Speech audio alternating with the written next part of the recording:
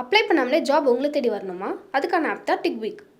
TickBig, a one go-to platform for all professionals, freelancers, students, brands and institutions. Rewrite your limits. Sign up now. திமுக பேய் அதிமுக பிசாசுன்னு சொல்கிறதெல்லாம் சிஸ்டத்து மேலே இருக்க நம்பிக்கையின்மையின் வெளிப்பாடு தான். இந்த கட்சிகள் திமுக அதிமுகன்ற கட்சிகளும் உஷாராக வேண்டிய நேரம். மக்கள் சிஸ்டத்து மேலே நம்பிக்கை எழுந்து கொண்டிருக்கிறார்கள் என்றால் அது அவங்களுக்கு தான் ஆபத்து. மேய்ச்சல் நிலங்களை பாதுகாப்பதற்கு மாடுகளை கூட்டிட்டு போனது அது எல்லாம் நக்கல் அடிக்கிறாங்க. ஆக்சுவலாக அது ஒரு நம்ம நல்ல போராட்டம். அப்போ தமிழ்நாட்டோட வேளாண் பொருளாதாரத்தோட ஒரு அங்கம் தான் கால்நடை பொருளாதாரம். அது கணிசமாக பாதிக்கப்படும். அப்போ அதுக்கு பாதிப்பு வருதுன்றதை ஒரு மனுஷன் பேசுகிறான்னா அவனை பாராட்டணும்ல. அதை விட்டுட்டு நக்கல் பண்ணிக்கின்னு கிண்டல் பண்ணிக்கின்னு அவலமான சொற்களை பேசிக்கிட்டு அறிவாளி அல்சேஷனில் ஏவி விட்டுக்கிட்டு திமுக குளிர் காஞ்சிக்கிட்டு இருக்கு. அவர் எழுப்புற பிரச்சனையை பற்றி பேசுங்கிறான். அதை பேச துப்பு இல்லை உனக்கு. தனி மனித தாக்குதல் தனி மனித தாக்குதலில் யார் இறங்குவாங்கன்னு கேட்டிங்கன்னா, யாருக்கு எதிராக அவங்களால கருத்தியல் ரீதியாக களமாட முடியலையோ, அவங்க கேட்குற கேள்விக்கு பதில் சொல்ல முடியலையோ, தீய சக்தியை வைத்தே தீய சக்தியை வெல்ல முடியாது அப்படின்னுமே பதிவு பண்ணுறாரு. அப்படி இருக்கும்போது ப்ராக்டிக்கல் பாசிபிலிட்டிஸ் இங்கே என்ன? 1-to-1 வந்தால் தான் திமுக வீட்டுக்கு அனுப்ப முடியும்.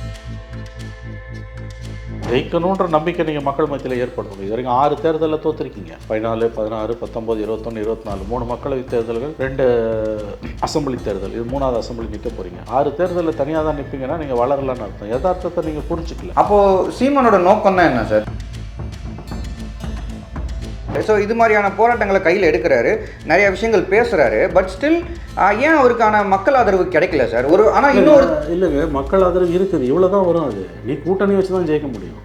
ஃபார் எக்ஸாம்பிள் இவங்க ஏடிஎம்கேவோட அலைன்ஸ் வைக்கிறாங்க, நாளைக்கு ஜெயிக்கிறாங்க, சட்டசபைக்குள்ளே போய் ஏடிஎம்கே எதிர்த்து கூட கேள்விகளை கேட்கலாம். தாராளமாக கேட்பாங்க. அப்படி தான் கேட்குறாங்க. கம்யூனிஸ்டுகள் அந்த காலத்தில் ஜெயலலிதா, எம்ஜிஆர், கருணாநிதியோட சேர்ந்துருக்கும்போது தேர்தல் முடிஞ்ச அடுத்த நாள் தெருவில் நிற்பாங்க. இந்த தடவை தான் திமுக சொம்பு தூக்கின்னு இருக்காங்க. தமிழகத்தில் வட இந்தியர்களுடைய ஓட்டு சதவீதம் அதிகரித்துட்டே வருது. கிட்டத்தட்ட 10% ஓட்ஸ் நார்த் இந்தியன்ஸ் கையில் இருக்குது இப்போதைக்கு அப்படின்றாரு. இது முழுக்க முழுக்க பிஜேபியினுடைய ஓட்டு வங்கியாக தான் நான் பார்க்குறேன். முடிஞ்சா நீ சட்டத்தை மாற்றுங்க, அரசியல் சாஸ்திரத்தை மாற்றுங்க. அது இல்லாமல் மைக்ரன்ஸுக்கு புலம்பெயர்ந்த தொழிலாளர்களுக்கு வாக்குரிமை கொடுக்க மாட்டான். அவன் பிஜேபி ஓட் பேங்காக இருக்கலாம், காங்கிரஸ் ஓட் பேங்காக இருக்கலாம். என்னோடு இருப்பவர்கள் என்னை விட உறுதியான லட்சியவாதிகள், அதனால என்னோட ஓட்டு வங்கிக்கு எந்த விதமான பாதிப்புமே ஏற்படுத்தாது விஜயோட பொலிட்டிக்கல் என்ட்ரின்றாரு. சார் வணக்கம். சார் வணக்கம். சார் நம்மளோட ப்ரீவியஸ் இன்டர்வியூஸில் நம்ம ADMK DMK towards 2026 assembly election குறித்து அவங்களுடைய செயல்பாடுகள் இது மாதிரி நிறையா விஷயங்கள் பேசணும் சார். ஆஃப்டர் தட் நாம் தமிழர் டுவர்ட்ஸ் 2026 அசம்பிளி எலெக்ஷன் குறித்து உங்ககிட்ட பேசணும்னு நினச்சிட்டு இருந்தேன். ஸோ இந்த ஒரு சூழலில் தான் நேற்று சீமான் அவர்கள் ஒரு ப்ரெஸ் மீட் கொடுத்துருக்காரு. அதில் அவர் என்ன பதிவு பண்ணுறாருன்னா, ஏடிஎம்கே டிஎம்கே பேய் பிசாசுக்கு சமமானவர்கள். மக்கள் யாருமே ஏடிஎம்கே டிஎம்கேவை பிடிச்சே தேர்ந்தெடுக்கிறது இல்லை. இங்கேருந்து தப்பிக்கணுன்றதுக்காக ஏடிஎம்கே, அங்கேருந்து தப்பிக்கணுன்றதுக்காக டிஎம்கே, இப்படி தான் தமிழக மக்கள் வாக்கு செலுத்துகிறார்கள் அப்படின்னு சொல்லி ஒரு ப்ரெஸ் மீட்டில் பதிவு பண்ணுறாரு. இது எப்படி பார்க்குறீங்க சார்? பேய் பிசாசுன்றது உயர்வு நவிர்ச்சியில் சொல்லியிருக்காருன்னு நினைக்கிறேன் நான். அதை நீங்கள் ஒதுக்கிடலாம், ஒரு கோபத்தில் சொல்கிறது. அது மேபி பேயும் பிசாசுகளும் கோபித்துக்கொள்ளும் தங்களை திமுகவுடனும் அதிமுகவுடனும் ஒப்பிட்டதால்.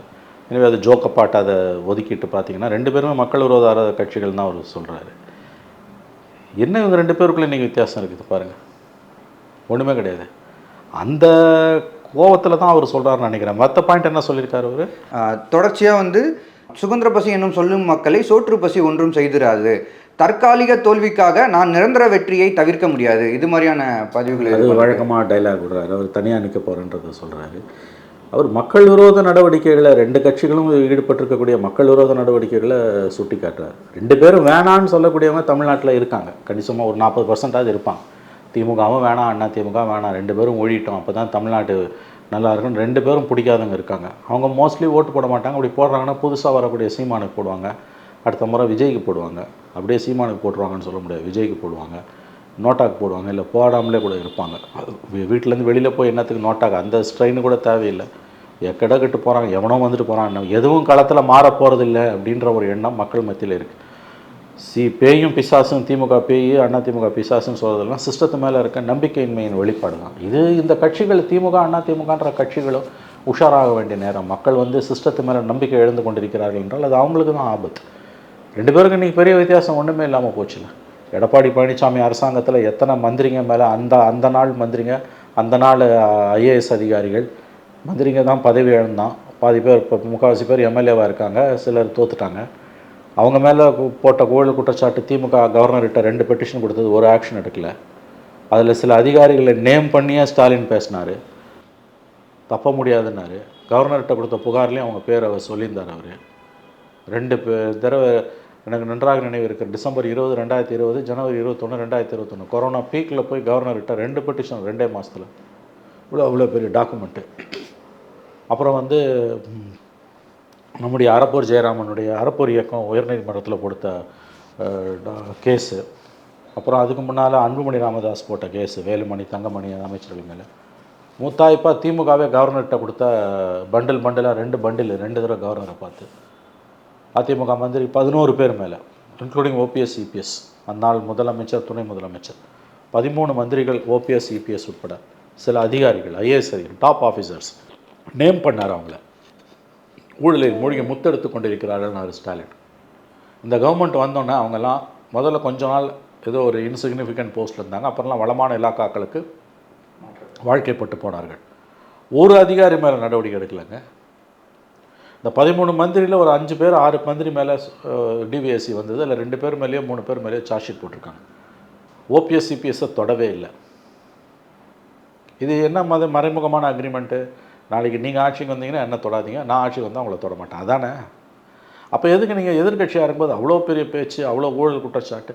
சிறப்பு நீதிமன்றம் அமைப்போன்னு சொன்னாங்க, தேர்தல் வாக்குறுதி. அவசியமே இல்லை, ரொம்ப அபத்தமான முட்டாள்தனமான வாக்குறுதி திமுக தேர்தல் அறிக்கையில். ஏன்னா எல்லா மாநிலங்களிலும் முன்னாள் எம்எல்ஏ எம்பிக்களை விசாரிப்பதற்கான சிறப்பு நீதிமன்றம் இருக்குது. தமிழ்நாட்டில் 5 நீதிமன்றம் இருக்குது. அப்போ இந்தியாவை 75 வருஷ கட்சி, தமிழ்நாட்டை 20 வருஷம் ஆண்ட கட்சிக்கு அது தெரியாதா? சும்மா அள்ளி விட வேண்டியது வாக்குறுதியை. அது அவர் பேய் பிசாசுன்றது 2 பேரும் ஒன்று, ஒரே குட்டையில் ஒரு மொட்டைகள் அந்த காலத்தில் பக்தவச்சலம் சொல்லுவார். 67 ஆட்சி மாற்றம் வந்தோன்னே. அதை தான் இவர் இன்றைக்கி பேய் பிசாசுன்றார். நடைமுறையில் சாராம்சம் என்ன? சீமானுடைய பேட்டியின் சாராம்சம், நடைமுறையில் திமுகவுக்கும் அண்ணா திமுகவுக்கும் என்ன வித்தியாசம்? ஆன்ற எழுத்து தான் வித்தியாசம், வேறு எந்த வித்தியாசமும் கிடையாது. ஓகே, சீமான் அவர்களுடைய இந்த கருத்தை வந்து முன்வைக்கிறாரு. ஆனால் இது வந்து தமிழ்நாடு அரசியலில் ப்ராக்டிக்கல் பாசிபிலிட்டிஸ் என்ன சார் இருக்குது? இப்போ 2 கட்சியுமே இப்படி இருக்காங்க.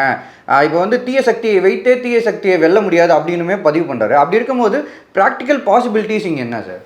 ப்ராக்டிக்கல் பாசிபிலிட்டி 4 முனை போட்டினா திமுக அமோகமாக ஜெயிக்க போகுது. 1-to-1 வந்தால் தான் திமுக வீட்டுக்கு அனுப்ப முடியும். 1-to-1 வராது. ஏன்னா பிஜேபி ஏடிஎம்கே விட இருக்குது. பிரச்சனை பிஜேபி. திமுகவை வாழ வைக்கக்கூடிய தெய்வம் பிஜேபி தான். பிஜேபியை காரணமாக வச்சு தான் இங்கே திமுக ஓட்டு விழுது. திமுகவை பிடிச்சோன்னும் ஓட்டு விழுது. பிஜேபி வந்துடக்கூடாதுன்னு திமுக ஓட்டு விழுது. 3 எலெக்ஷன் அப்படி தான் ஜெயித்தாங்க. 4 முனை போட்டி கிட்டத்தட்ட கன்ஃபார்மு. 4வது முறையும் திமுக தான் ஜெயிக்க போகுது. ஏன்னா மைனாரிட்டிஸ் ஓட்டு கம்ப்ளீட்டாக 90% அதிகபட்சம் நல்லா சொல்ல முடியும். அது திமுக கூட்டணிக்கு போகுது. ஏன்னா ஏடிஎம்கே பிஜேபிக்கு போட முடியாது, பிஜேபி இருக்குது. விஜய்க்கு போட்டால் அது ஏடிஎம்கே பிஜேபிக்கு லாபமாகிடும், பிஜேபி வந்துடும். ஏடிஎம்கே கவர்மெண்ட் வந்தோன்னா அது பிஜேபி கவர்மெண்ட்டு தான். மைனாரிட்டி சத்தியமாக போட மாட்டாங்க ஓட்டு. யாருக்கு போட மாட்டாங்க? விஜய்க்கும் போட மாட்டாங்க, ஏடிஎம்கே பிஜேபிக்கும் போட மாட்டாங்க. ஏடிஎம்கே பிஜேபி அலையன்ஸ் வராமல் இருந்தால் விஜய்க்கு போட்டிருப்பாங்க, இல்லை ஏடிஎம்கே போட்டிருப்பாங்க. இதுதான் திமுகவோட பலமே. எதிர்கட்சியே இல்லை அவங்களுக்கு. மோடி ஃபேக்டர் அவங்களை இங்கே காப்பாற்றிக்கிட்டு. ஸோ மைனாரிட்டிஸ் மக்கள் ஏன் நாம் தமிழர் ஆப்ஷனில் எடுத்துக்கவே மாட்டாங்க? நாம் தமிழர் வந்து கதைக்கு உதவாத, நடைமுறைக்கு உதவாத பேச்சுக்களெல்லாம் பேசுகிறதால அவங்க வந்து வளர முடியாது. காஷ்மீர்லேருந்து கன்னியாகுமரி வரைக்கும் எல்லா தலைவர்களும் கூட்டணி வச்சு தான் ஜெயிச்சிருக்காங்க. மோடியிலேருந்து ராகுல் காந்தியிலேருந்து மம்தா பானர்ஜிலேருந்து சந்திரபாபு நாயுடுலேருந்து ஸ்டாலின் வரைக்கும் எல்லாரும் கூட்டணி வச்சு தான் ஜெயிச்சிருக்கு. கூட்டணி இல்லாமல் ஒருத்தர் கூட ஜெயிக்க முடியாது. அப்படி இருக்கும்போது கனவு உலகத்தில் வாழ்ந்துகிட்டு இருக்கார் சீமான். அவருக்கு ஜெயிக்கணுன்ற எண்ணமே இல்லை. அதான் இந்த நிலைமைக்கு அதுதான் காரணம். அதனால் அவர் சொல்லக்கூடிய பல விஷயங்கள் மக்கள் மனதில் இடம்பெற மறுக்குது. நம்பகத்தன்மை இல்லை. உனக்கு ஓட்டு போகிறதால நீங்கள் தோக்க தான் போகிறீங்க. ஜெயிக்கணுன்ற நம்பிக்கை நீங்கள் மக்கள் மத்தியில் ஏற்படுத்தணும். இது வரைக்கும் 6 தேர்தலில் தோற்றுருக்கீங்க. 14, 16, 19, 21, 24 3 மக்களவைத் தேர்தல்கள், 2 அசம்பிளி தேர்தல். இது 3வது அசம்பிளி நிற்க போகிறீங்க. 6 தேர்தலில் தனியாக தான் நிற்பீங்கன்னா நீங்கள் வளரலான்னு அர்த்தம். யதார்த்தத்தை நீங்கள் புரிஞ்சிக்கல. உங்கள் பக்கம் 1000 நியாயம் இருக்கலாம் அதுக்கு. ஆனால் நீங்கள் வந்து மக்கள் வந்து உங்களை விரும்ப மாட்டாங்க. ஏன்னு கேட்டிங்கன்னா நீங்கள் தோக்கிறதுக்கு தான் நிற்கிறீங்கன்றது உங்கள் பேச்சுலேருந்தே தெரியுது. அவர் நிறைய விஷயம் நல்ல விஷயம் சொல்கிறாரு. இன்றைக்கி மேய்ச்சல் நிலங்களை பாதுகாப்பதற்கு மாடுகளை கூட்டுட்டு போனது அது எல்லாம் நக்கல் அடிக்கிறாங்க. ஆக்சுவலாக அது ஒரு நம்ம நல்ல போராட்டம். மேய்ச்சல் நிலங்கள் வந்து குறைஞ்சிக்கிட்டு வர்றது வந்து தமிழ்நாட்டில் இருக்கக்கூடிய ஆடு மாடு வளர்ப்பு, அதாவது வந்து இந்த பொருளாதாரம் ஒயிட் எக்கானமி நம்ம சொல்லக்கூடிய கால்நடை பொருளாதாரத்தை பெரிய பாதிப்பை ஏற்படுத்தக்கூடிய ஒரு விஷயம். மேய்ச்சல் புறம்போக்கை வந்து கவர்மெண்ட் வந்து அழிச்சிக்கிட்டே இருக்குது, அனுமதி மறுக்குது மேயறதுக்கு. ரொம்ப நல்ல விஷயத்தை அவர் பண்ணுறாரு. Mainstream political party style எடுத்துருக்கணும். ஆடு மாடுகள் மேய்வதற்கு மேய்ச்சல் நிலங்கள் இல்லைன்னா அவை பால் சுரப்பதும் பால் கொடுப்பதும் கணிசமாக குறையும். அப்போ தமிழ்நாட்டோட வேளாண் பொருளாதாரத்தோட ஒரு அங்கம் தான் கால்நடை பொருளாதாரம். அது கணிசமாக பாதிக்கப்படும். ஒரு நாட்டில் அதிகபட்ச வேலை வாய்ப்பு உருவாக்குறது வேளாண் துறை தான். அப்போ தமிழ்நாடு மாதிரி ஒரு சுயசார்புள்ள மாநிலத்தில், வளர்ச்சி குறியீட்டில் நம்பர் 1 இருக்கக்கூடிய மாநிலத்தில் வந்து நீங்கள் மேய்ச்சல் நிலங்கள் வந்து பெரிய அளவில் பாதிக்கப்படுதுன்றது ஒரு சமூக பிரச்சனை, ஒரு மிகப்பெரிய ஒரு விவசாய பிரச்சனை, பொருளாதார பிரச்சனை. சீமான் ஒருத்தர் தானே அதை மக்கள் மன்றத்தில் கொண்டு வராரு. இல்லை கவர்மெண்ட் ரியாக்ஷன் கொடுக்கணும். இல்லை அவர் சொல்கிற மாதிரி இல்லை மேய்ச்சல் நிலங்களுக்கு ஆபத்து இல்லை, இப்போ இருக்கக்கூடிய அது தவறு. ரெண்டாவது அப்படியே ஆபத்து வந்தாலும் இப்போ இருக்கக்கூடிய விஞ்ஞான முறைகள் மூலமாக மாடுகளோட பால் உற்பத்தியை நம்மளோட மேய்ச்சல் நிலங்கள் இல்லாமலே கூட அதிகரிக்க முடியும். இப்படிலாம் விளக்கம் கொடுக்குங்களா? மாற அதை விட்டு என்ன பண்ணுறீங்க? சீமானுக்கு எதிராக இணையத்தில் திமுகவால் வளர்க்கப்படுகிற ஏவல் நாய்கள், அறிவாளி அல்சேஷன்கள் பாய்ந்து புறாண்டுகிறது சீமானை. அவர் கிளப்புற கேள்வி முக்கியமான கேள்வி தானேங்க. வழிமுறைகள் வேணால் வந்து வித்தியாசமாக இருக்கலாம், மாடுகளை அழைச்சிட்டு போகிறது. கோர் இஷ்யூ அதை நம்ம பேசணுமே ஒழிய வழிமுறைகளை பற்றி பேசக்கூடாது. அவர் எழுப்பக்கூடிய கோர் இஷ்யூ என்ன? மேய்ச்சல் நிலங்கள் தமிழகத்தில் கணிசமான அளவு குறைஞ்சிக்கிட்டு வருது. இது கால்நடை பொருளாதாரத்தை பெரிய அளவில் பாதிக்கும். கால்நடை பொருளாதாரம் வேளாண் பொருளாதாரத்தோட ஒரு முக்கியமான அங்கம். வேளாண் பொருளாதாரம் தான் இந்திய பொருளாதாரத்தோட முதுகெலும்பு. அப்போ இந்திய பொருளாதாரத்தை நேரடியாக பாதிக்கக்கூடிய ஒரு விஷயத்தை, மொத்த உள்நாட்டு உற்பத்தி என்று சொல்லக்கூடிய ஜிடிபியை பெரிய அளவில் பாதிக்கக்கூடிய ஒரு விஷயத்தை எந்த கட்சியும் பேசாதப்ப சீமான் பேசுகிறார். ஆனால் என்ன தப்பு பண்ணுறாரு? அதுக்கு அடுத்து நடைமுறை வாழ்க்கைக்கு ஒத்து வர மாட்டேன்றார். அதோட விளைவு தான் இது. சார் இப்போது ஃபார் எக்ஸாம்பிள் இப்போ நீங்கள் சொல்லுங்கள் மேய்ச்சல் நிலம் எங்கள் உரிமை அப்படின்ற போராட்டத்தை கையில் எடுத்திருக்காரு. அவரே ஆடு மாடு மேய்ச்சி அந்த வனப்பகுதிக்கு போயிருக்காரு. இதே மாதிரி இன்னும் நிறைய போராட்டங்களில் குரல் கொடுக்குறாரு. இப்போ கூட ஆணவ கொலை நடந்த இடத்துக்கு போய் அந்த குடும்பத்தை சந்தித்து வந்திருக்காரு. ஸோ இது மாதிரியான போராட்டங்களை கையில் எடுக்கிறாரு, நிறைய விஷயங்கள் பேசுகிறாரு. பட் ஸ்டில் ஏன் அவருக்கான மக்கள் ஆதரவு கிடைக்கல சார்? ஆனால் இன்னொரு இல்லைங்க, மக்கள் ஆதரவு இருக்குது, இவ்வளோ தான் வரும். அது நீ கூட்டணி வச்சு தான் ஜெயிக்க முடியும். கம்யூனிஸ்ட்டுகளோட ஓட் பேங்க்னா 2 கம்யூனிஸ்ட்டும் சேர்த்து 1%. தமிழ்நாட்டில் 2 கம்யூனிஸ்ட்டுகளுக்கும் சேர்ந்து இருக்க ஓட் பேங்க் 1%. திருமாவோட ஓட் பேங்க் 0.9%, தட் இஸ் 1%. இவ்வளோ தான். மக்களுக்காக தொடர்ந்து குரல்க்கக்கூடிய இயக்கங்கள் இந்த இயக்கங்கள் தான், இடதுசாரிகளும் விசிக்காவும், குறிப்பாக இடதுசாரிகள். அவங்க நாங்கள் 10% 30% வர வரைக்கும் வெயிட் பண்ணுவோம், தனியாக அனுப்பினோம். ஸோ வரட்டுவாதம் பேசினாங்க. இல்லை திமுகவோட சேர்ந்து தான் நிற்கிறாங்க. ஒரு 4 எம்எல்ஏ 5 எம்எல்ஏ ஜெயிச்சா கூட அது மூலமாக தான் அரசாங்கத்தை அடி பண்ணி வைக்க முடியும். இவங்க தனியாக நின்னா சைபர் ஆகிடுவாங்க மக்கள் நல கூட்டணி. ஆனால் இவங்க இல்லைன்னா திமுக ஆட்சிக்கு வர முடியாது. 118 சத்தியமாக ஜெயிக்க முடியாது, மேஜிக் நம்பர். சார் ஆனால் இந்த கருத்தை முன்வைக்கும் போது சீமான் என்ன சொல்கிறாருன்னா, சரி இப்போ கூட்டணி வச்சு சட்டசபைக்கு போனவங்க என்ன பெருசாக சாதிச்சிட்டாங்க, எதுக்காக குரல் கொடுத்துட்டாங்க அப்படின்ற கேள்வி. சார் அவங்க என்ன சாதிச்சாங்கன்றது ரெண்டாவது சார். நீ வாக்கு வங்கி அரசியல் இருக்குன்னா அது ஒரு விளையாட்டு, அந்த ரூல்ஸ் படி தான் அது ஆடணும். நீங்கள் தனியாக நின்று 30% கிராஸ் பண்ணால் தான் ஒரு சீட்டு ஜெயிக்க முடியும். நீங்கள் 10 வருஷத்தில் இப்போ தான் 8% வந்திருக்கீங்க. அதுவும் விஜய் வந்த பிறகு அது குறையுது, மறந்துடாதீங்க. நீங்கள் 30 நோக்கி போகிறதுக்கு என்ன 10 எலெக்ஷன் காத்திருப்பீங்களா? அதுக்கெல்லாம் நம்ம எல்லோரும் உயிரோடு இருப்போமா? இந்த லாங் ரன் அப்படின்வாங்க, இந்த long run it will be good அப்படின்வாங்க. இப்படி ஒரு வழக்கமான ஒரு சொல்லாடல். யார் பெரிய பெரிய வார்த்தை ஜாலங்களில் பேசக்கூடிய அரசியல்வாதிகள், பத்திரிகையாளர்கள், பொருளாதார நிபுணர்கள், ஆளுங்கட்சிக்கு ஜாலரா போடக்கூடியவர்கள், திமுகவோட தொங்கு சதிகள், அந்தந்த ஆட்சி காலத்தில் அந்தந்த கட்சிக்கு தொங்கு சதியாக இருந்தவங்கெல்லாம் இட் வில் பி இப்போ பிரச்சனை இருக்கலாம், மேபி ப்ராப்ளம் இந்த ஷார்ட் டேர்ம், பட் இந்த long run it will be good அப்படின்வாங்க. அதான் ஒரு தடவை மன்மோகன் சிங் கிட்ட ப்ரெஸ் மீட்டில் ஒருத்தர் கேட்டார், இந்த long run it will be குட்னு அவங்க பேசுகிறாங்களேன்னா மன்மோகன் சிங் அழகாக சொன்னார், இந்த long run we all will be டெட்னாரு. இந்த long run we all will be dead. தொலைநோக்கு பார்வையில் நம்ம எல்லோரும் செத்துருப்போம் இல்லையா? இதுதான் சீமானுக்கு. சார் எந்த விளையாட்டையுமே சார் அந்த விதிப்படி தான் சார் ஆடணும். வாக்கு வங்கி அரசியல் என்பது ஓட் பேங்க் பாலிடிக்ஸ்ன்றது ஒரு கேம். அந்த ரூல்ஸ் படி தான் நீ ஆடணும். நான் சொல்கிறேன், காஷ்மீர்லேருந்து கன்னியாகுமரி வரைக்கும் எல்லாருமே கூட்டணி வச்சு தான் ஜெயிக்கிறான் சார். அந்த குறைந்தபட்ச புரிதல் அவருக்கு இல்லைன்னா யாரும் காப்பாற்ற முடியாது. சார் இப்படி எடுத்துக்கலாமா சார்? இன்கேஸ் இவங்க அலைன்ஸ் வச்சு, இப்போ ஃபார் எக்ஸாம்பிள் இவங்க ஏடிஎம்கேவோட அலைன்ஸ் வைக்கிறாங்க, நாளைக்கு ஜெயிக்கிறாங்க, சட்டசபைக்குள்ளே போய் ஏடிஎம்கே எதிர்த்து கூட கேள்விகளை கேட்கலாம். தாராளமாக கேட்பாங்க. அப்படி தான் கேட்குறாங்க. கம்யூனிஸ்ட்டுகள் அந்த காலத்தில் ஜெயலலிதா, எம்ஜிஆர், கருணாநிதியோட சேர்ந்துருக்கும்போது தேர்தல் முடிஞ்ச அடுத்த நாள் தெருவில் நிற்பாங்க. இந்த தடவை தான் திமுகவுக்கு சொம்பு தூக்கின்னு இருக்காங்க. இப்போ பேசுகிறாங்க, ஏற்று பேசுகிறாங்க. சிபிஎம்லாம் கடுமையாகவே பேசுகிறாங்க. இப்போ இன்னைக்கு காலையில் கூட வந்து ஆணவ படுகொலை தடுக்கிறதுக்கு சட்டம் ஏற்றணும்னு 2 இடதுசாரிகளையும் திரும்பவும் போய் சிஎம் பார்த்து பேசியிருக்காங்க. இந்த ஆட்சி காலத்தில் தான் ஓரளவுக்கு மேலேயே ஆளுங்கட்சிக்கு ஜாலரா தூக்குனாங்களே ஒழிய வழக்கமாக தெருவில் தான் நிற்பாங்க. தேர்தல் கூட்டணின்றது தேர்தலோடு முடிஞ்சு போச்சுங்க. திமுகவுக்கு முட்டு கொடுக்க வேண்டிய அவசியம் இடதுசாரிகளுக்கு கிடையாது. இது ஒன்றும் கூட்டணி அரசு கிடையாது. ஆனாலும் இவங்க முட்டு கொடுக்குறாங்க. ஆனால் மக்களோட பிரச்சனைக்காகவும் பேசுகிறாங்க. அந்த மாதிரி நீ சீமான் இருந்துட்டு போக வேண்டியதானே. சார் நீங்கள் வாக்கு வங்கி அரசியலுக்கு போனீங்கன்னா தனியாக தான் நிற்போன்னா எத்தனை 100 வருஷம் ஆனாலும் சைபர் சார். அதை தான் நான் சொல்கிறேன். மோடி, ராகுல் காந்தி, ஸ்டாலின், சந்திரபாபு நாயுடு, பானர்ஜி, மம்தா பானர்ஜி எல்லாரும் கூட்டணி வந்து தான் ஜெயிக்கிறாங்க. ஒருத்தன் கூட தனியாக ஜெயிக்கல. அப்போது சீமானோட நோக்கம் தான் என்ன சார்? அது அவரை தான் கேட்கணும். நான் வந்து டாட்ஸை தான் அவங்க முன்னால் வைக்க முடியும்.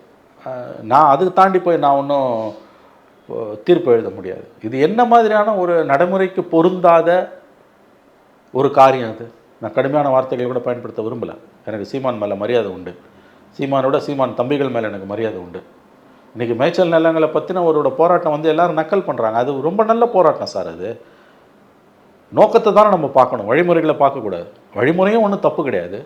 எப்பொருள் யார் யார் வாய் கேட்படும் அப்பொருள் மெய்ப்பொருள் காண்பது. இன்றைக்கி மேய்ச்சல் நிலங்கள் குறைந்து வருவதால் வந்து வரக்கூடிய பாதிப்புகளை மக்கள் மன்றத்துக்கு அவர் கொண்டு போகிறாரு. அதுதானே ஒரு அரசியல் கட்சியோட கடமை. மிகப்பெரிய அளவில் பொருளாதார சீரழிவு ஏற்படும். இந்திய பொருளாதாரம் கிராம பொருளாதாரம் தான். இந்திய பொருளாதாரம் வேளாண் பொருளாதாரத்தை தான் விவசாய பொருளாதாரத்தை தான் முதுகெலும்பாக கொண்டு இருக்குது. அந்த விவசாய பொருளாதாரத்தோட இன்றியமையாத ஒரு கண்ணி தான் கால்நடை பொருளாதாரம், பால் உற்பத்தி. அப்போ அதுக்கு பாதிப்பு வருதுன்றத ஒரு மனுஷன் பேசுகிறான்னா அவனை பாராட்டணும்ல. அதை விட்டுட்டு நக்கல் பண்ணிக்கின்னு கிண்டல் பண்ணிக்கின்னு அவலமான சொற்களை பேசிக்கிட்டு அறிவாலி அல்சேஷன்களை ஏவி விட்டுக்கிட்டு திமுக குளிர் காஞ்சிக்கிட்டு இருக்கு. தமிழ்நாட்டுக்கு வந்திருக்கக்கூடிய ஒரு மிகப்பெரிய ஆபத்தை பற்றி அவர் பேசுகிறார். அதுக்கு பதில் சொல்ல துப்பு இல்லைன்னா வாய மூடினது. கூலிப்படையை ஏவி விட்டு எதுக்கு அடிக்கிற? ஏன்னா உனக்கு தெரியும் அவர் எழுப்புற கேள்விக்கு உன்னால் பதில் சொல்ல முடியாது. 100 வீடியோ போடுறோம், எல்லாம் திமுக கைக்கூலிகள். திமுக சீமான விமர்சனம் பண்ணுறதுக்குன்னு ஒரு கூலிப்படையை வளர்க்குறாங்கல்ல. ஒரு 100 வீடியோ இருக்கும், 100 சேனல் இருக்கும். அவன் வேலையை தான், அவன் கொடுத்த வேலையை ஒழுங்காக செய்கிறான், அவ்வளோதான். ஆனால் இதெல்லாம் விளங்குமா, உருப்பிடுமா, இந்த கவர்மெண்ட்டுக்கு நல்லதா இது? அவர் எழுப்புற பிரச்சனையை பற்றி பேசுங்கடா. அதை பேச துப்பு இல்லை உனக்கு. தனி மனித தாக்குதலில் இறங்குறேன். தனி மனித தாக்குதலில் யார் இறங்குவாங்கன்னு கேட்டிங்கன்னா, யாருக்கு எதிராக அவங்களால கருத்தியல் ரீதியாக களமாட முடியலையோ, அவங்க கேட்குற கேள்விக்கு பதில் சொல்ல முடியலையோ, அறிவு ரீதியாக யாரை வந்து உன்னால் வந்து என்கேஜ் பண்ண முடியலையோ, அவங்களுக்கு எதிராக தான் நீ வந்து தனி மனித தாக்குதல் இறங்கு. தனி மனித தாக்குதலில் இறங்கும்போது இந்த தனி மனித தாக்குதலில் ஈடுபடக்கூடியவர்கள் ஒவ்வொருவரும் அடிமுட்டாள்கள், கைக்கூலிகள், அறிவாளி அல்சேஷன்கள் என்று அர்த்தம். ஓகே சார், இதே ப்ரெஸ் மீட்டில் சீமான் அவர்கள்கிட்ட விஜய் குறித்தான கேள்வியை முன்வைக்கிறாங்க. அதாவது அவருடைய தேர்தல் வருகையை, அவருடைய தேர்தல் நோக்கி அவருடைய செயல்பாடுகள் எப்படி பார்க்குறீங்க அப்படின்னு சொல்லி கேட்குறப்போ சீமான் என்ன பதிவு பண்ணுறாருன்னா, ஃபஸ்ட்டு உங்களோட கொள்கை கோட்பாடு என்னன்றதை தெளிவுபடுத்துங்க. அதாவது நீங்கள் என்ன பண்ண போகிறீங்க, யாருக்காக போராட போகிறீங்க, யாரை எதிர்த்து சண்டையிட போகிறீங்க அப்படின்றத தெளிவுபடுத்துங்க. இன்றைக்கி நீங்களுமே வந்து அண்ணா பெரியார்னு சொல்லும் போது அப்போ நீங்கள் உங்ககிட்ட என்ன தனித்துவம் இருக்குது? ஆல்ரெடி இங்கே அண்ணா பெரியாருன்னு தானே எல்லாம் ரேஸில் ஓடிட்டு இருக்காங்க, உங்ககிட்ட என்ன தனித்துவம் இருக்குது அப்படின்ற ஒரு கேள்வியை முன்வைமான கேள்வி தான். இன்னொரு திமுகவாக உருவெடுக்க பார்க்குறாரு விஜய். அதே மாதிரி ஒரு பாணி தான் இன்றைக்கி வந்து அந்த ஆணவ படுகொலைக்கு வாயை திறக்காமல் இருக்கார் விஜய். வாயை திறக்காமல் யார் இருக்கா? பிஜேபி இருக்குது, திமுக இருக்குது, அண்ணா திமுக இருக்குது, பாமக இருக்குது, தேமுதிக இருக்குது. அந்த வரிசையில் விஜய் வந்துட்டார். ஏன்னா இடைநிலை சாதியோட ஓட்டு போயிடும். குரல் கொடுத்தது யார்? விசிகா கொடுத்தது, காங்கிரஸ் கொடுத்தது, சீமான் கொடுத்தாரு. களத்துக்கே சீமான் போனார். நாயந்திரனே போயிருக்கு, அவரே போனார். அது நாடகமாக இருந்தாலும் ஜும்லா போகிறாரு. நீ ஏன் சார் வாய் திறக்கல? அப்போ இந்த விஷயத்தில் வந்து திமுக அண்ணா திமுகவோட கள்ள மௌனம் தான் விஜயோட கள்ள மௌனம். அஜித்குமாருக்கு அப்படியே பொங்கி வந்தீங்கல்ல, எதுக்கு கவினுக்கு வந்து வாயை திறக்க மாட்டேன்? அஜித்குமாரை விட கொடுமையானது கவினோட படுகொலை. ஏன்னா அதுவாது ஒரு சிஸ்டம். 5 பேர் போலீஸ்காரன் அடித்தான், செத்துது, அவன் மாட்டிக்கிட்டான். இப்போ அவனும் அவர்கள் தண்டிக்கப்படுவார்கள். ஆனால் இது மனித குலத்துக்கு எதிரான குற்றம். அஜித்தோட படுகொலையை மன்னிக்கலாங்க, அது சிஸ்டத்தில் இருக்க கோளாறுங்க. காவல்துறையை மிருகமாக ஆட்சியாளர்கள் கையில் வைத்திருப்பதால், ஏவல் நாயாக வைத்திருப்பதால் வந்த கோளாறு அது. மேலதிகாரிகளை பிடிச்சி உள்ளே போடணும், அது செய்ய மாட்டாங்க. சிஸ்டம் காப்பாற்றிடுவாங்கள. அதனால் அந்த 5 பேர் செஞ்ச அந்த படுகொலையை நான் என்னை பொறுத்தவரையில் மன்னிக்க தகுந்ததுன்னு தான் பார்க்குறேன். மன்னிக்கலாம், அதை சிஸ்டத்துக்குள்ளே வந்துடுச்சு. அது இது என்னது? இது மனித குலத்துக்கு எதிரான குற்றம். இது உங்கள் அக்காவை லவ் பண்ணால் கொலை பண்ணுறியா நீ? போச்சு இல்லை? அந்த பையன் வந்து வேறு ஜாதியாக இருந்தால் அது பண்ணியிருக்க மாட்டான்ல. அப்போ இதுக்கு குரல் கொடுக்காம நீ என்ன கட்சி நடத்துகிற? சீமான் கேட்குறது கரெக்டு தான். உங்கள் கொள்கை என்ன கோட்பாடு? எதுக்கு நீ அரசு, நீங்கள் எதுக்கு அரசியல் அப்படி ஸ்ட்ரைட்டாக சிஎம் ஆகிடுமா? உங்களை எதுக்கு சிஎம் ஆக்கணும் சொல்லுங்கள். உங்களுக்கு முன்னால் ஓடி வந்தவங்க எத்தனையோ பேர். இந்த இடத்துக்கு வரத்துக்கு ஸ்டாலினுக்கு 50 வருஷம் ஆச்சு. 1000 விமர்சனம் ஸ்டாலின் மேலே வைங்க. இந்த இடத்துக்கு வரத்துக்கு 50 வருஷம் ஆச்சு. மண்ணிலேருந்து விளைந்த மாமனிதன், அப்படி தான் நான் சொல்லுவேன். இவ்வளோ கஷ்டப்பட்டு ஒருத்தன் மேலே வருதுன்றது வெறும் உங்கள் அப்பா சிஎம்னால மட்டும் வரல, அவருக்குள்ளே இருக்க திறமை உழைப்பால் தான் வந்திருக்காரு. மண்ணிலிருந்து விளைந்த ஒரு தலைவன். நீ அப்படியே வருவாரா ஒரு கட்சி ஆரம்பிப்பாரா 2 வருஷத்தில் சிஎம் ஆடி எப்படிங்க ஆக முடியும்? என்னங்க கதை இது? அது ஒரு 75 வருஷம் கட்சி நடத்துகிறாங்க, நல்லது கெட்டது எல்லாத்தையும் பார்த்துருக்காங்க. தோத்தாலும் மறுபடியும் அவங்க மக்கள்கிட்ட தான் வருவாங்க. அவங்க ஒரு தடவை கூட அவங்க மக்களை விட்டுட்டு போகல. அப்போ இந்த இடத்துக்கு வரத்துக்கு அவருக்கு 50 வருஷம் ஆயிருக்கு, உங்களுக்கு 2 வருஷத்தில் வந்துருக்கீங்களா? என்ன கதை இது?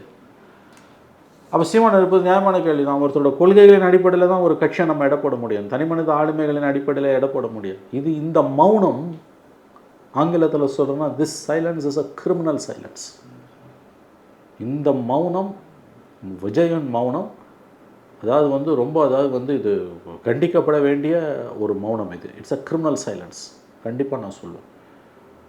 கட்சி ஆரம்பிச்சுன்னா ஒரு தேர்தலை ஃபுல்லாக ஃபேஸ் பண்ண முடியல, அதுக்குள்ளே ஜாதி ஓட்டு மேலே இவ்வளோ கண்ணா அவங்களுக்கு? எதுக்கு உங்களுக்கு நான் ஓட்டு போடணும் நான் கேட்குறேன். அப்போ உங்களுக்கு ஜெயிக்கிறது மட்டும்தான் அவ்வளோதான். இந்த சமூக நீதியை பற்றி கவலையே இல்லை. திமுகவை விமர்சனம் பண்ணுறதுக்கு உங்களுக்கு எவ்வளோ காரணங்கள் இருக்குது. அதில் ரொம்ப முக்கியமான ஒரு காரணம் தலித்துகளுக்கு எதிரான போக்கை தான் திமுக கடைப்பிடிக்குதுன்னு. அப்போ திமுக செய்கிறது அதே நீங்கள் செய்கிறீங்கன்னா உங்களுக்கு அது ஓட்டு போடணும். திமுகவை ஓட்டு போட்டு போயிடலாங்க. ஆமாம், திமுக பண்ணால் பாசிசமாக பாயாசமானு கேட்க தெரியுது. ஆனால் நீங்கள் அதே இதில் தான் இருக்கீங்க. இந்த படுகொலையை கண்டித்து இது வரைக்கும் நீங்கள் ஏன் பேசலை? இது எவ்வளோ பெரிய விஷயம். சில விஷயங்களில் நீங்கள் ஆங்கிலத்தில் சொல்லுவாங்க, you cannot afford to be silent. நீங்கள் மௌனமாக இருக்க முடியாது. அப்படி இருப்பீர்களே ஆனால் நீங்கள் மக்கள் மன்றத்தில் அம்பலப்பட்டு போவீர்கள். ஒருத்தர் ரொம்ப நாள் தன் நிறத்தை மறைச்சிக்க முடியாது. நீண்ட நாட்களுக்கு ஒரு மனிதன் தன் நிறத்தை மறைத்து கொள்ள முடியாது. விஜய் அம்பலப்பட்டு கொண்டிருக்கிறார். சார், அதே பிரஸ் மீட்டில் சீமான் என்ன சொல்கிறாருன்னா, தமிழகத்தில் வட இந்தியர்களுடைய ஓட்டு சதவீதம் அதிகரித்துகிட்டே வருது. கிட்டத்தட்ட 10% ஓட்ஸ் நார்த் இந்தியன்ஸ் கையில் இருக்குது இப்போதைக்கு அப்படின்றாரு. இது முழுக்க முழுக்க பிஜேபியினுடைய ஓட்டு வங்கியாக தான் நான் பார்க்குறேன், பிஜேபியோட ஓட்டு வங்கி தான் இதுன்னு அழுத்தமாக பதிவு பண்ணுறாரு. இந்த விஷயத்தில் சீமான் சொல்வதை நான் முழுவதும் நிராகரிக்கிறேன். இந்திய அரசியலமைப்பு சாசனம் சொல்லியிருக்கக்கூடிய விஷயம் என்னென்னா, எவர் ஒருவர் இந்திய பிரஜை எங்கே வேண்டுமானாலும் போய் பணிபுரியலாம், வாழலாம்.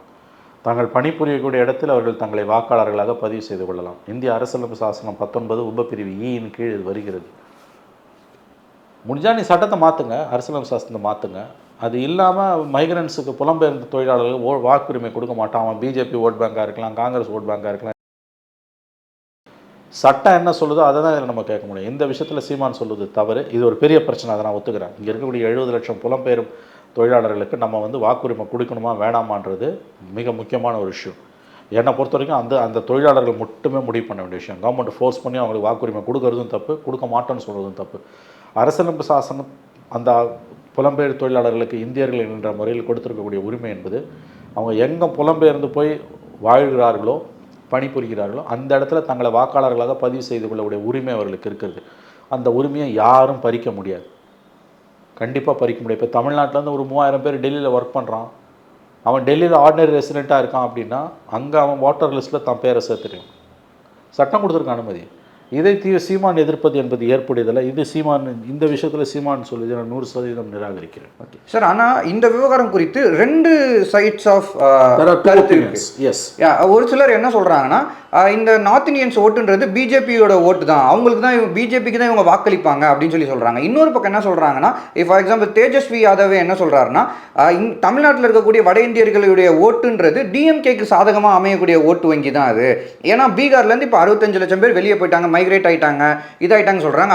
அதில் மேக்ஸிமம் பார்த்தீங்கன்னா தாழ்த்தப்பட்ட சமுதாயத்தை சேர்ந்த மக்களும் மாற்று ரிலிஜியன்ஸ் லைக் முஸ்லீம் மக்கள் இது மாதிரி தான் நிறையா மக்கள் மைக்ரேட் ஆகி போயிருக்காங்க அப்படின்னு சொல்லி பதிவு பண்ணுறாரு. இல்லை, இது நீங்கள் எந்த பக்கம் நிற்கிறீங்க சார்? இல்லைங்க, தேஜஸ்வி யாதவ் சொல்கிறது முட்டாள்தனமானது. அதுக்கு எதிராக வைக்கக்கூடிய கருத்து முட்டாள்தனமானது. சீமான் சொல்கிறது அவன் பிஜேபிக்கு ஓட்டு போடுறானா திமுக ஓட்டு போடுறானான்றது இங்கே பிரச்சனையே கிடையாது. அவன் யாருக்கு பிடிக்குதோ ஓட்டு போட்டான், அது அவன் உரிமை. அதை கேள்வி கேட்கக்கூடிய உரிமை யாருக்கும் கிடையாது. பிரச்சனையை பேசுங்க. நீங்கள் பிரச்சனையிலேருந்து நழுவி போய் பேசுகிறீங்க. இது பீகார் மட்டும் இல்லை, XYZ ஸ்டேட்டுன்னு நீங்கள் வச்சுக்கோங்க. அரசியலமைப்பு சாசனம், மறுபடியும் சொல்லுகிறேன், அரசியலமைப்பு சாசனம் ஒவ்வொரு இந்தியனுக்கும் கொடுத்திருக்கிற உரிமை என்பது ஒரு இந்திய பிரஜை நாடு முழுவதும் காஷ்மீர்லேருந்து கன்னியாகுமரி வரைக்கும், அஸ்ஸாம்லேருந்து ஒடிசா வரைக்கும் அவன் எங்கே வேணால் போய் பணியாற்றலாம், எங்கே வேண்டுமானாலும் சொத்து வாங்கலாம், எங்கு வேண்டுமானாலும் அவன் தன்னை வாக்காளராக பதிவு செய்து கொள்ளலாம். டெம்பரவரியாக அவன் ஒரு இடத்துல பணிபுரிகிறான்னா அந்த இடத்துல டெம்பரவரியாக அவன் தன்னை வாக்காளராக பதிவு செய்து கொள்ளலாம். இது இந்திய அரசியலமைப்பு சாசனம் கொடுத்துருக்கக்கூடிய உரிமை அவனுக்கு. இதை பறிக்கிறதுக்கு எந்த கொம்பனுக்கும் உரிமை கிடையாது. இது சட்டம் கொடுத்த உரிமை. கோர்ட்டுக்கு போனால் அவன் தான் ஜெயிப்பான். நம்பர் 1. இந்த பிரச்சனை ஒரு வினோதமான பிரச்சனை. நம்முடைய அரசியலமைப்பு சாசனத்தை உருவாக்கிய மேதைகள் இதை கற்பனை செய்யவில்லை. அன்றைக்கி 75 ஆண்டுகளுக்கு முன்பு நாடு இருந்த நிலைமை என்பது இப்படி ஒரு மாநிலத்திலேருந்து 70 லட்சம் பேர், வேறு பல ஒரு 5-6 மாநிலங்களிலிருந்து 70 லட்சம் பேர் தமிழ்நாட்டுக்கு போவாங்க, அல்லது வேறு ஒரு மாநிலத்துக்கு போவாங்க, வேலை தேடி போவாங்க, பஞ்சம் பழைக்க போவாங்க. அவங்களுக்கு வாக்குரிமை கொடுக்கலாமா வேணாமான்றதை பற்றி பெரிய அளவில் வந்தால் என்னன்றதை பற்றி அவங்க யோசிக்கல. ஆனால் இன் பிரின்சிபல் நம்முடைய அரசியலமைப்பு சாசனத்தை உருவாக்கிய மேதைகள் சொல்லி இருப்பது, உருவாக்கி இருப்பது, மறுபடியும் சொல்லுகிறேன், அரசியலமைப்பு சாசனம் 19(1) உபப்பிரிவு E வேறும் சில பிரிவுகளின் கீழ் ஒரு இந்திய பிரஜை வேறொரு மாநிலத்தில் போய் மைக்ரண்ட் ஒர்க்கராக பணிபுரிகிறார் என்றால், ஆணோ பெண்ணோ, அவர் அந்த மாநிலத்தில் தான் வசிக்கக்கூடிய இடத்தில் தன்னை வாக்காளராக பதிவு செய்து கொள்ளக்கூடிய உரிமை அவருக்கு இருக்கிறது. இதை யாரும் கொஸ்டின் பண்ண முடியாது. இப்போ இங்கே வந்திருக்க சிக்கல் என்னென்னா, சிறிய அளவில் மைக்ரன்ஸ் இருந்த வரைக்கும் பிரச்சனை இல்லை, லட்சக்கணக்கில் வந்துடுச்சு. உங்களுக்கு ஞாபகம் இருக்குது, 2 ஆண்டுகளுக்கு முன்பு தமிழ்நாட்டில் புலம்பெயர் தொழிலாளர்களுக்கு எதிராக தாக்குதல் நடந்தபோது தமிழ்நாடு அரசு இரும்பு கரம் கொண்டு அதை ஒடுக்கியது.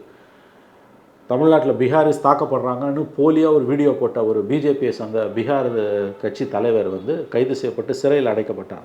திருப்பூரில் ஒரு 9 மாதமோ 10 மாதமோ மதுரையில் சிறையில் இருந்துட்டு தான் அவர் போனார். அவர் இங்கேருந்து போய் புஷ்ணு வந்தாங்க அவர். அப்போ ஸ்டாலின் சொன்னது, திமுக சொன்னது ரொம்ப நியாயமான கருத்து. நாங்கள் இருகரம் கூப்பி வரவேற்கிறோம். தமிழ்நாட்டு பொருளாதாரத்திற்கு அவர்கள் மிகவும் கடமையாற்றுகிறார்கள் எல்லாம் சொன்னார். அவங்களுக்கு நம்ம இந்தியாவில் எந்த மாநிலத்தில் இல்லாத அளவுக்கு புலம்பெயர் தொழிலாளர்களுக்கு அவங்க குழந்தைகளுக்கு கல்வி கொடுக்குறோம். ரேஷன் கார்டு மோடி கவர்மெண்ட்டே 1 ரேஷன் 1 இது கொண்டு வந்துடுச்சு. இதெல்லாம் நம்ம செய்கிறோம்.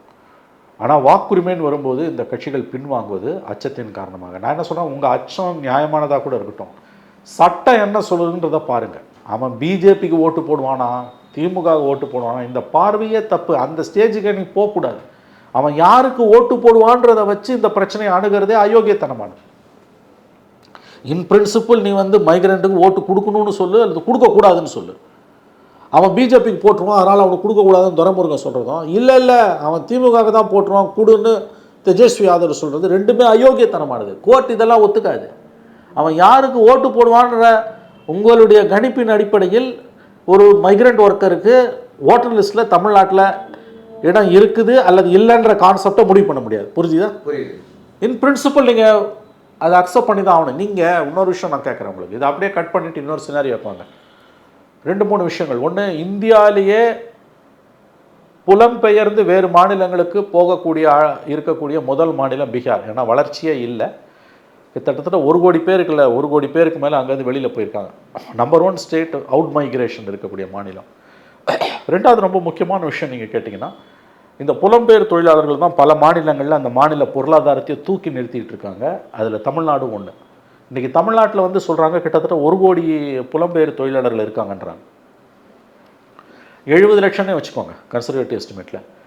அவங்க இல்லாத துறைகளே இல்லைன்ற லெவல் வந்துச்சு. கன்ஸ்ட்ரக்ஷன் செக்டர், கட்டுமான துறைகள். இன்றைக்கி ரியல் எஸ்டேட் தமிழ்நாட்டில் ரொம்ப ஃபாஸ்டஸ்ட் டெவலப்பிங். ரியல் எஸ்டேட்டில் அவங்க முக்கியமான பணியாற்றுறாங்க. ஹாஸ்பிட்டாலிட்டி இண்டஸ்ட்ரின்னு சொல்லக்கூடிய ஹோட்டல்ஸு, மருத்துவமனைகள், இங்கெல்லாம் அவங்களோட வேலை வந்துடுச்சு. நம்முடைய தொழிற்சாலைகள், பல்வேறு விதமான தொழிற்சாலைகள் அவங்க வேலை செய்கிறாங்க. சிறு குறு வணிக நிறுவனங்கள், ஒரு தெருவில் இருக்க பேக்கரியில் கூட நீங்கள் பார்த்தீங்கன்னா அவங்களுக்கு தெரியும் அவங்க இருக்காங்க. அதே மாதிரி இந்த கேட்டகரிக்குள்ளே சிறு குறு தொழிலில் வரக்கூடிய அந்த முடித்திருத்தகங்கள், சலூன்ஸ், அங்கே எல்லா மட்டத்துலேயும் வர ஆரம்பிச்சிட்டாங்க. சிறிய அளவில் சலூன்ஸ்லேருந்து ஒரு மாடர்ன் சலூன் வரைக்கும் வர ஆரம்பிச்சிட்டாங்க. கேப் டிரைவர்ஸாகவே வர ஆரம்பிச்சிருக்காங்க. இன்னொன்று பார்த்தீங்கன்னா இப்போ எக்ஸ்போர்ட் யூனிட்ஸ் இதில் உங்களுக்கு டெக்ஸ்டைல் எக்ஸ்போர்ட்ஸில் வந்துட்டாங்க. எல்லாத்தையும் விட ரொம்ப ஆச்சரியப்படத்தக்க அளவில் வேளாண் துறையில் வந்திருக்காங்க. ஒரு கணிப்பு, ஒரு பொருளாதார ஆய்வறிக்கையின்படி, ஒரு ரொம்ப சிம்பிளாக எடுத்த ஒரு புள்ளி வர ஸ்டாட்டிஸ்டிக்ஸ் படி, இதில் ஒரு 50%, இந்த 70 லட்சம் பேர் நம்ம சொல்கிறோம், 1 கோடி இருப்பாங்க, பட் 50 லட்சம் 70 லட்சம்னு வச்சுக்கலாம். இந்த 70 லட்சம் பேரில் ஒரு 50% அவங்க மாநிலத்துக்கு போயிட்டாங்கன்னு வச்சுக்கோங்க. திடீர்னு ஏதோ காரணத்தால் இங்கே தாக்குதல் நடக்குது அல்லது என்னமோ ஒரு சிக்கல் வருது, இங்கேருந்து அவன் வெளியில் போகிறான், ஏதோ வியாதி பரவுது, இங்கே கொள்ளை நோய் பரவுது. ஒரு உதாரணத்துக்கு நான் சொல்கிறேன், டியூ டு சம் ரீசன், அல்லது சுனாமி வந்துடுது, ஏதோ ஒன்று, இங்கேருந்து ஒரு 50%, 35 லட்சம் பேர் அங்கே போயிடுறான்னா தமிழ்நாட்டோட பொருளாதாரம் மிகப்பெரிய அளவில் வீழ்ச்சி அடையும். இன்றைக்கி வந்து ஒரு கருத்து கணிப்பு, இன்றைக்கி வந்து தமிழ்நாடு இன்றைக்கி ஹிந்துலியா நேற்று ஹிந்துலியான்னு தெரியல, இது வந்து தமிழ்நாட்டில் வந்து மிகப்பெரிய அளவில் பொருளாதார முன்னேற்றம் ஏற்பட்டிருக்கு, 11% வரைக்கும் growth வந்திருக்குதுன்னு ஒரு செய்தி வந்தது. நீங்கள் பார்த்தீங்களா? நேற்று ஹிந்துவோ இன்றைக்கி ஹிந்துவோ சென்ட்ரல் கவர்மெண்ட்டோட புள்ளி விவர கணக்கு. அது வந்து 11 பாருங்களேன், இன்றைக்கி பேப்பரில் இருக்கா பாருங்கள். அது வந்து ரொம்ப முக்கியமான ஒரு பாயிண்ட் அது. அதாவது after 14 years Tamil Nadu records double-digit growth in real terms. It has posted 11.19% growth, that is 12% growthனு வச்சுக்கலாம்.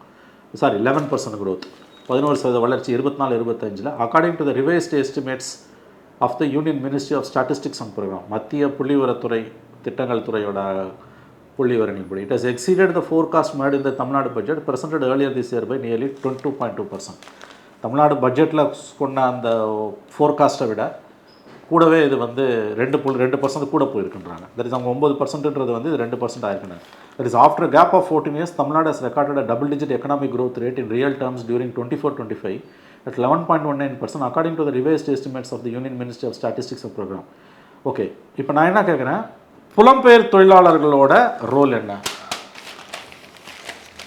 அவங்களுக்கு கணிசமான ரோல் இருக்குன்றதை ஒத்துக்கிறீங்களா? கண்டிப்பாக இருக்கும். இருக்குது. இப்படிக்கு போடுறேன், உங்களுக்கு கேள்வியை திருப்பி போடுறேன். புலம்பெயர் தொழிலாளர்கள் கிட்டத்தட்ட 70 லட்சம் பேர் இருக்காங்க இல்லையா? 1 கோடின்றது 70 லட்சம்னு வச்சுப்போம். அவங்க இல்லைன்னா இதை நம்ம அச்சீவ் பண்ணியிருக்க முடியுமா? நிச்சயமாக முடியாது. அப்போ இங்கே அவங்க வசிப்பாங்க, அவங்களுக்கு வந்து உங்கள் மாநிலத்துக்கு, உங்கள் மாநிலத்தோட பொருளாதார வளர்ச்சிக்கு அவங்க கான்ட்ரிபியூட் பண்ணுவாங்க.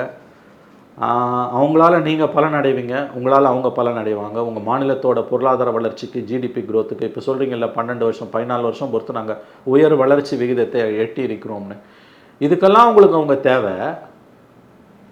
ஆனால் அவனுக்கு ஓட்டுரிமை கொடுக்க மாட்டேன்னு எப்படி சொல்ல முடியும்? இது மாரலாக நான் கேட்குற கேள்வி. ரெண்டாவது சட்ட ரீதியாக இருக்கக்கூடிய கேள்வி. நீ அவன் விரும்பினான்னா அவன் ஓட்டு போட்டே தான் தீருவான். அவனை ஓட்டர் லிஸ்ட்டில் நீ சேர்க்க மாட்டேன்னு சொல்ல முடியாது. நீங்கள் மைக்ரண்ட் ஒர்க்கர்ஸ் விஷயத்தில், மைக்ரண்ட் ஒர்க்கர்ஸுக்கு எதிராக இங்கே தமிழ்நாட்டில் சில தமிழ் தேசியவாதிகள், சீமான் மாதிரி இருக்கக்கூடியவர்கள், வேறு சிலர்லாம் ஆர்ப்பாட்டம் பண்ணும்போது நீங்கள் தமிழ்நாடு அரசு அதை எதிர்த்தது. வன்முறை ஏற்பட்டால் இரும்பு கரம் கொண்டு ஒடுக்கும்னு சொல்லிச்சு, நியாயமானது. ஆனால் இன்றைக்கி வாக்குரிமைன்னு வரும்போது திமுக பின்வாங்குது, இப்போ இன்னும் திமுகவோட விசிகா பின்வாங்குது. தமிழ் தேசியவாதிகள் வந்து அவங்க ஆஃப்கோர்ஸ் அவங்க அதில் கன்சிஸ்டண்ட்டாக இருக்காங்க. அது அவங்க வந்து சார், ஆனால் விசிகா பின்வாங்குதுன்னு சொல்ல முடியாதுல்ல சார். அவங்க வந்து ஒரு இது குறித்து ஒரு ஆலோசனை கூட்டம் வேணும் தானே சார்? கரெக்ட். அப்படின்னா விசிகா லிஸ்ட்டில் எடுத்துருங்க. நீங்கள் அவுட் ரைட்டாக வந்து அவனுக்கு கொடுக்க மாட்டேன்னு யார் சொல்கிறாங்களோ அவங்கள சொல்கிறேன். அது நீ கொடுக்க அப்படி நீ சொல்லவே முடியாது. அப்படி சொல்கிறேன்னா நீ என்ன பண்ணா கேட்குறான், புலம்பெயர் தொழிலாளரில் ஒரு ஸ்டாண்டும் வாக்குரிமையில் ஒரு ஸ்டாண்டும் எடுக்க முடியாது. ஒன்று நாம் தமிழர் மாதிரி புலம்பெயர் தொழிலாளரே வேணாம், ஒரு மினிமம் தான் இருக்கணும், மற்றவனெல்லாம் அனுப்பிடுன்னு சொல்லு. இல்லை என்லெஸ்ஸாக தான் அவங்க வருவாங்கன்னா சட்டம் என்ன சொல்லுதோ அதை கேளு. இப்போ நீ அமெரிக்காவில் போய் வேலை செய்கிற ஒருத்தனுக்கு ஓட்டுரிமை இல்லைன்னு ட்ரம்ப் சொல்கிறது வேறு, அது வேறு நாடு. இது within the nation, within the constitution. காஷ்மீர்லேருந்து கன்னியாகுமரி வரைக்கும் இது ஒரு நாடு. எங்கே வேண்டுமானாலும் போய் பணிபுரிய ஒரு இந்தியனுக்கு எல்லா உரிமையும் இருக்குது. அப்படி பஞ்சம் உழைக்க வந்தவனை அவனை சுரண்டுவ, அவனோட உழைப்பை நீ எடுப்ப. தமிழ்நாட்டில் இருக்க ஒருத்தனுக்கு நீ ஊதியம் 1000 ரூபாய்னா அவனுக்கு 700 ரூபாய் தான் கொடுப்ப. இவ்வளவும் பண்ணிவிட்டு எல்லா செக்டார்லேயும் அவனை வர வைப்ப.